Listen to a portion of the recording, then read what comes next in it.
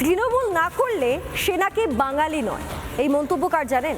এই মন্তব্য তৃণমূলের সাংসদ মহুয়া মৈত্রের। এই যে ধর্ণা মঞ্চটা হয়েছে মেট্রো চ্যানেলে, ওখানে দাঁড়িয়ে দাঁড়িয়ে তিনি এই বিতর্কিত মন্তব্য করেছেন।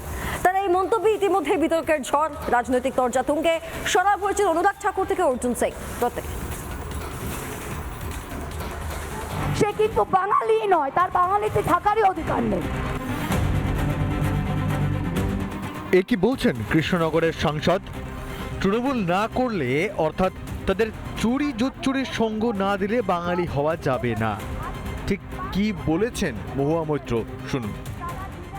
সবাইকে বলছি, যে এখন আজকে তৃণমূলের সাথে নয়, সে কিন্তু বাঙালি নয়, তার বাঙালিতে থাকারই অধিকার নেই। কারণ এই লড়াইটা মমতাদি বাংলার মানুষের জন্য লড়ছে। সমালোচকদের বিজেপি বলে দাগিয়ে দেন মমতা। একসময় বিরূপ প্রশ্নকর্তাকে মাওবাদী বলেছিলেন।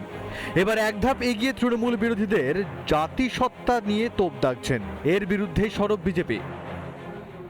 इनके सांसद कुछ भी कहें, मैं इतना ही पूछता हूं, बंगाल के विकास में किसका योगदान है? बंगाल के लोगों का। अगर इनको बांग्लादेशी घुसपैठिए बंगाल के लोग लगते हैं तो यही इनके लिए सबसे बड़ी भूल होगी। তৃণমূল মানেই দুর্নীতি, কারচুপি। ঘাসফুলের পতাকা নেওয়া ক্ষুদ্র কর্মীও স্বীকার করতে দুবার ভাবেন না। আর বাঙালি হতে কিনা সেই চোরের দলে নাম লেখাতে হবে, এমনই বলতে চাইলেন মহুয়া। তাকে কটাক্ষ করেছে বিজেপি। লোকসভায় 10টা থেকে 11টা থেকে শুরু হয়, উনি পাঞ্জাবের হয়ে যান। 12টা থেকে উনি তেলুগু হয়ে যান। আর 1টা থেকে উনি তামিল হয়ে যান। আর 1টা থেকে 2টো থেকে উনি কেরালিয়ান হয়ে যান। আর মাঝে মাঝে উড়িষ্যা হয়ে গেছে, লাস্টে উড়িষ্যাতে ফেসে গেছেন।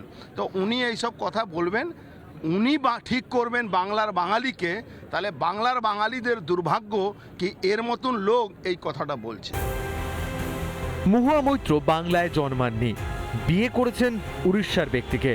অথচ এ বাংলায় কোটি কোটি বাঙালি বিজেপি কর্মী সমর্থক আছে। এরা কি কেউ বাঙালি নয়? বাঙালি হতে গেলে এখন তৃণমূলের দলদাস হতে হবে। কে বাঙালি আর কে নয় তা এখন তৃণমূলের এই সাংসদদের থেকে জানতে হবে। রিপাবলিক বাংলা।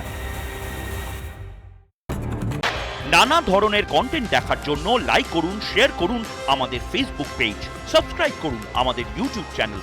পাশাপাশি অন্যান্য ব্রেকিং নিউজের জন্য অবশ্যই চোখ রাখুন রিপাবলিক বাংলায়।